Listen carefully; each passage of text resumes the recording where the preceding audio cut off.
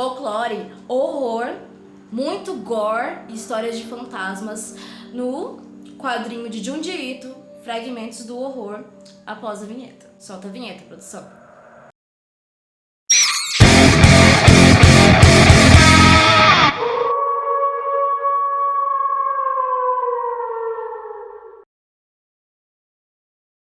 Bom, antes da gente começar o vídeo da discussão desse quadrinho aqui, quero fazer uma pergunta e propor uma discussão nos comentários. E aí, quadrinho é arte? Bom, Junji Ito é um mangaka, pra quem não tá familiarizado com esse conceito, com esse termo, é um produtor de quadrinho, tanto de roteiro quanto do trabalho com os desenhos e as ilustrações. Ele é bem famoso pela sua obra Uzumaki, que tem 3 volumes, mas que já saiu aqui no Brasil com um volume único. Ele tem várias publicações e essa aqui foi a última que ele publicou, saiu pela editora Dark Side.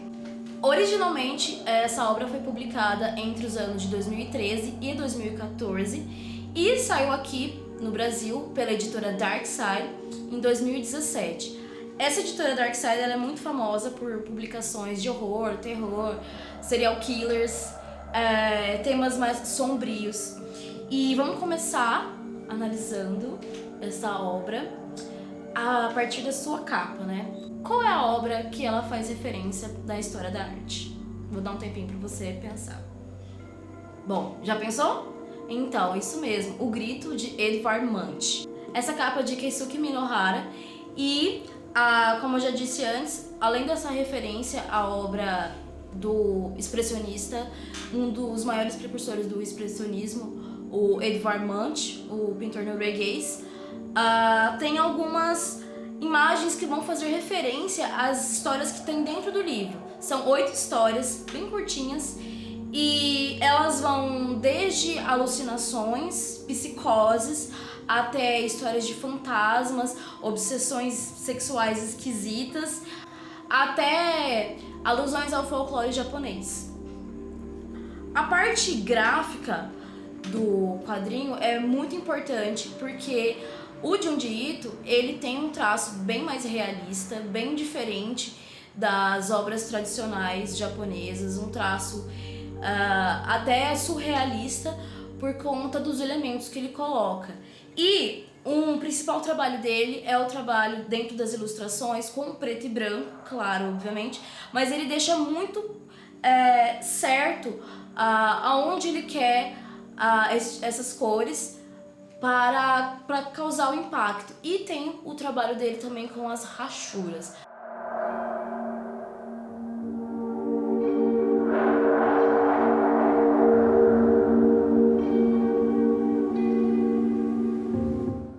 Como eu havia dito, são 8 histórias. Futon, que é uma história que remete à psicose. Será que o personagem está delirando? O que está acontecendo? A segunda história fala um pouco sobre patrimônio cultural e como as pessoas se relacionam com ele. E talvez que exista um certo mistério nessas construções antigas. A gente tem a terceira história, um rapaz que caiu no conto de uma bruxa.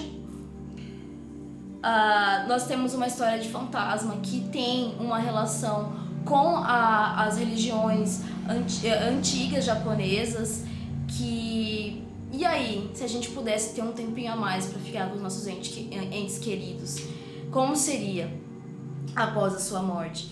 A quinta história é sobre uma mulher que tem uma estranha obsessão por ser dissecada viva.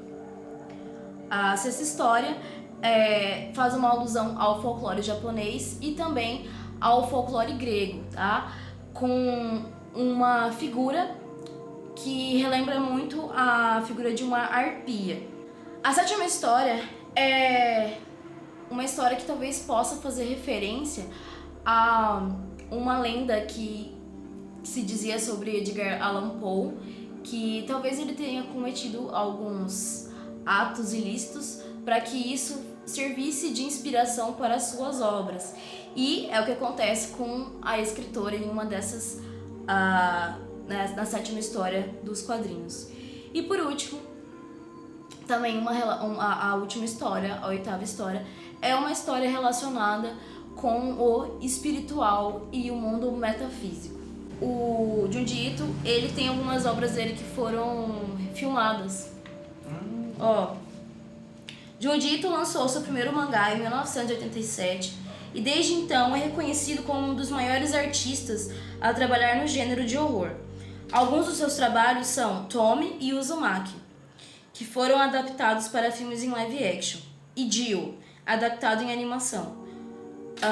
As influências de Ito incluem mangakas clássicos do horror como Kazuo Umezu e Hideki Hino, e também autores como Lovecraft, que são as referências dele. Essa história do Uzumaki é uma história que as pessoas têm uma obsessão por espirais. Então, aí essa é a mais famosona dele, tipo, ganhou prêmio e tal.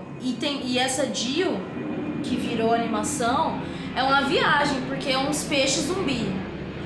Uns peixes que foram infectados por uma bactéria zumbi. E aí... Peixe com perna. Bafo.